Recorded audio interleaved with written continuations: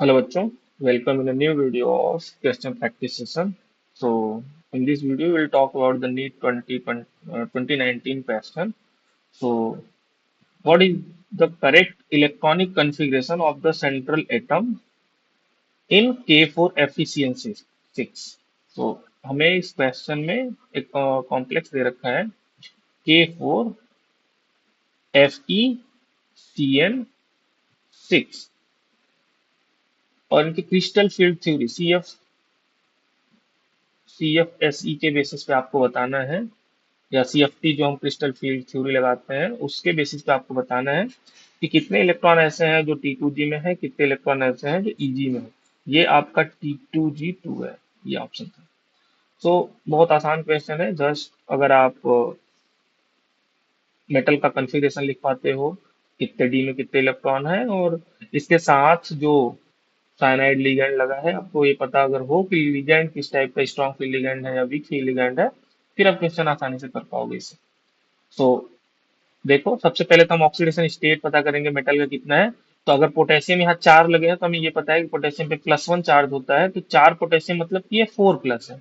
और 4 प्लस को न्यूट्रल करने के लिए इस पूरे कोऑर्डिनेशन स्फीयर पे यहाँ पे 4 माइनस चार्ज होगा। इसी के कारण इस 4 माइनस को न्यूट्रल करने के लिए 4 प्लस के 4 लगे हुए हैं, पोटेशियम 4 लगे हैं। अच्छा, इसके बाद अब इसका ऑक्सीडेशन स्टेट निकालने का अगर जनरल अगर आपको पता है तो फिर सिंपल सा होता है कि अगर साइनाइड 6 माइनस है तो 6 माइनस में 4 माइनस बाहर गया, 2 माइनस न्यूट्रल हुआ है तो ये 2 प्लस में होगा तब होगा। नहीं तो फॉर्मूले से आप इसको x मान सकते हो।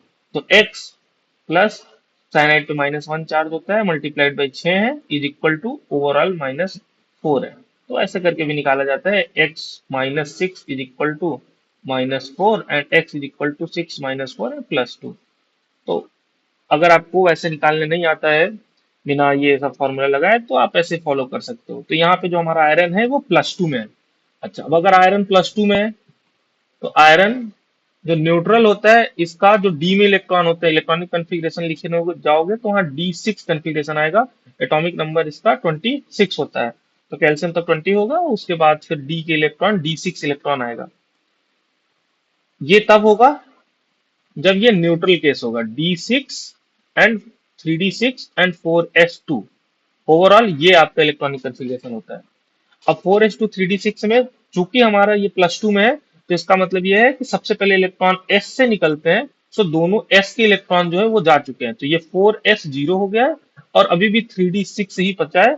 डी में अभी भी 6 इलेक्ट्रॉन ही है। क्या करेंगे हम,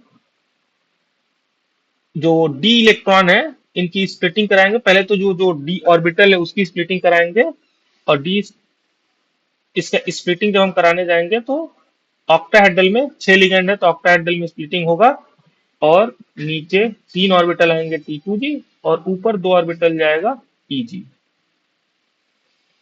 अब ये डिपेंड करता है आपके इलेक्ट्रॉन का, जब आप फिल करने जाओगे तो जो लिगैंड है वो किस टाइप के हैं। अगर लिगैंड स्ट्रॉन्ग फील्ड लिगैंड है तो 1 2 3 3 इलेक्ट्रॉन के बाद चौथा इलेक्ट्रॉन भी यहीं पे फिल होगा, पेयरिंग होगा। और यदि वीक फील्ड लिगैंड है तो इलेक्ट्रॉन पहले जंप करेगा, EG में जाएगा, उसके बाद यहाँ पे 4 5 भरेगा और तब फिर पेयरिंग शुरू होना होता है। पर हमें पता है कि जो साइनाइड होता है, साइनाइड आपका वो एक स्ट्रॉन्ग फील्ड लिगैंड है, स्ट्रॉन्ग फील्ड लिगैंड। और अगर साइनाइड स्ट्रॉन्ग फील्ड लिगैंड है तो ये पहले पेयरिंग कराएगा उसके बाद ऊपर जाएंगे। मींस यहाँ पे जो पेयरिंग एनर्जी है, पेयरिंग एनर्जी वो कम है ये बीच का स्प्लिटिंग एनर्जी जो डेल्टा O होता है उससे। तो इसलिए सबसे पहले आगे पेयरिंग होगा। तो 3 इलेक्ट्रॉन के बाद चौथा भी T2G में ही जाएगा, फिर पांचवा भी जाएगा, फिर छठा भी जाएगा। और हमें पता था कि डी में 6 इलेक्ट्रॉन थे, 6 हमने भर दिए हैं। अब इसका इलेक्ट्रॉनिक कन्फिग्रेशन अगर लिखोगे Fe2+ का, तो एक तो इनर्ट गैस कॉन्फ़िगरेशन वो 20 तक आता है। उसके बाद क्या होने वाला है, T2G6 एंड EG0। तो T2G में 6 इलेक्ट्रॉन है और EG में 0 इलेक्ट्रॉन है।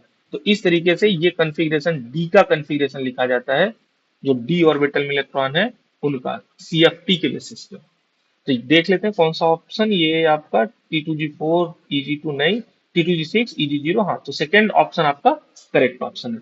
तो अगर इस टाइप के कॉन्फ़िगरेशन वाले क्वेश्चन आते हैं तो सेम, बस आपको लिगेंड पता होना चाहिए और डी में कितने इलेक्ट्रॉन है ये पता होना चाहिए, आप आसानी से क्वेश्चन कर पाओगे। ठीक है, तो आई होप आपको समझ में आया होगा। तो मिलते हैं नेक्स्ट वीडियो में किसी और अच्छे से नीट के क्वेश्चन के साथ। Thank you.